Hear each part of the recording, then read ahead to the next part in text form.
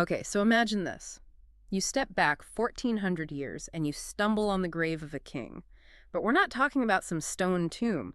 We're talking about the shape of a massive ship, a ghost ship buried in the dirt, and it's filled with treasure. That is exactly the story of Sutton Hoo, and it all starts pretty simply, really. In 1939, in Suffolk, England, there was a landowner, Edith Pretty, and she hired a local archaeologist to dig into these big dirt mounds on her property. Right, and at the time, everyone thought this period, the 7th century, was the Dark Ages, primitive, poor, not much going on. Exactly. But what they found in that one mound, it didn't just add to the history books. It completely changed the first chapter of English history. And that's what we're going to show you, how this one burial proved that the Anglo-Saxon world was actually rich, incredibly skilled, and connected to the entire world. So the archaeologist, Basil Brown, he starts digging, and the first thing he finds isn't gold or jewels, it's rust. Just rust.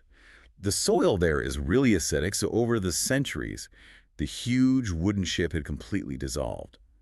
But the iron rivets that held it all together, they were still there, still in place. That is just stunning. So the wood is gone, but the ghost of the ship is left behind. It's like a perfect impression.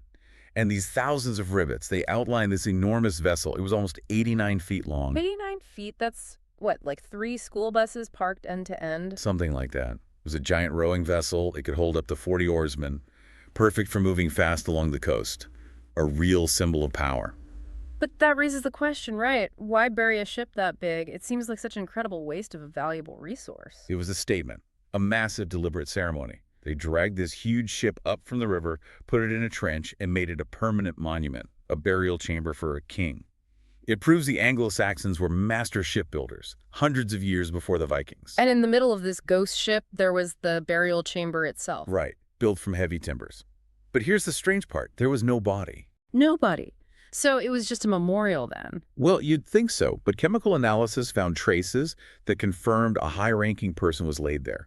The body had just completely disintegrated. Wow. But the treasures left behind, they tell us everything. Okay, so let's go inside that chamber. The most famous object has to be that helmet, the iconic Sutton Hoo helmet. When they first found it, it was heartbreaking. The roof of the chamber had collapsed and just crushed it. It wasn't a helmet anymore. It was just hundreds of tiny, rusty iron pieces. So how did we get the helmet we see in the museum today? Years and years of painstaking work. It was like the world's hardest 3D puzzle for the conservation team. But the result is, well, it's astonishing. It's not just a piece of armor, is it? Not at all. The faceplate looks human, with eye slits and a mustache. But if you look closer, the eyebrows, the nose, and the mustache all join together to form a huge flying dragon. So it's a crown and a helmet all in one. Its crown expressed as battle gear. It was covered in tin bronze decorated with scenes of warriors. This belonged to a king, no question.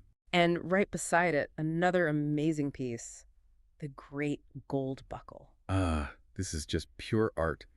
It weighs nearly a pound. Solid gold. And it's hollow, right? It opens up. It does, yeah, like a little box, maybe for a holy relic or some kind of charm. But the surface. It's covered in this unbelievably complex pattern of snakes and birds all woven together. So intricate you can't see where one starts and the other ends.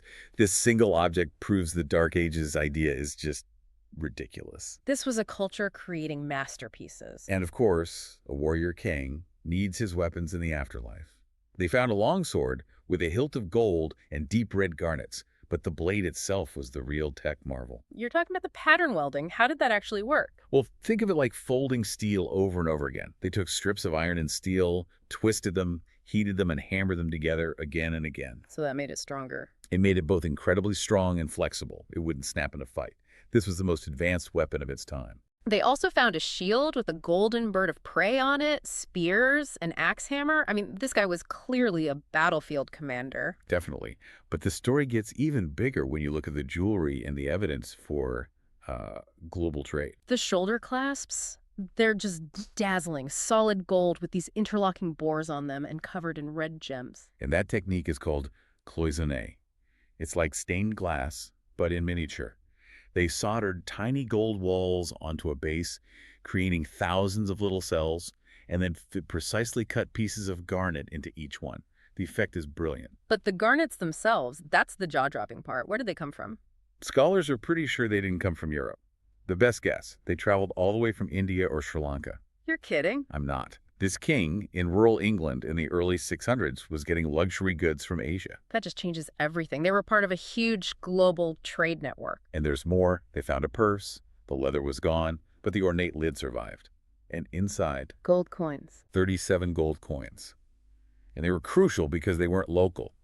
They were from various mints in the Frankish kingdom, modern-day France. And that's how we can date the burial so precisely to around 625 AD. Exactly. But the ultimate status symbols were the silver items. They came from even farther away. The Mediterranean? All the way from the Mediterranean. A set of silver bowls and this massive platter, the Anastasius dish. It's almost 28 inches across. How do we know where it's from? It has stamps on it, hallmarks from the emperor in Constantinople, the capital of the Byzantine Empire. So this English king had direct links to the successor of the Roman Empire. Yes. This completely demolishes the idea of an isolated, dark age England. They were major players on the world stage. And there's another little detail on the silverware, right? Something about a new religion. A very interesting hint.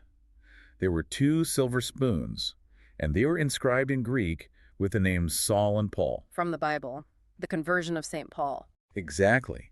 So here you have this king, buried in a very traditional pagan ship burial. But there are these little signs that Christianity is starting to arrive and mix with the old ways. The world was changing. Okay, so we've got a warrior, a king, a global trader. What about the culture? The social life? That was central. A king's power came in from his generosity.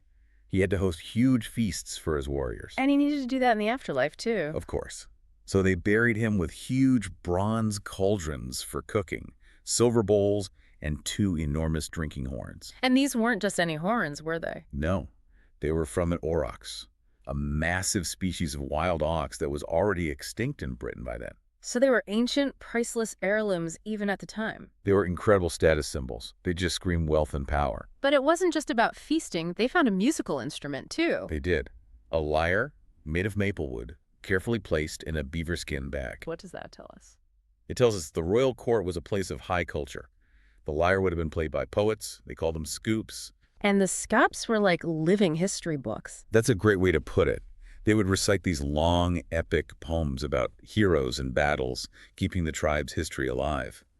It shows they valued art just as much as they valued warfare. So when you put it all together, before Sutton Hoo, the Dark Ages was the accepted story. Poverty, ignorance, chaos. But the finds just say the opposite.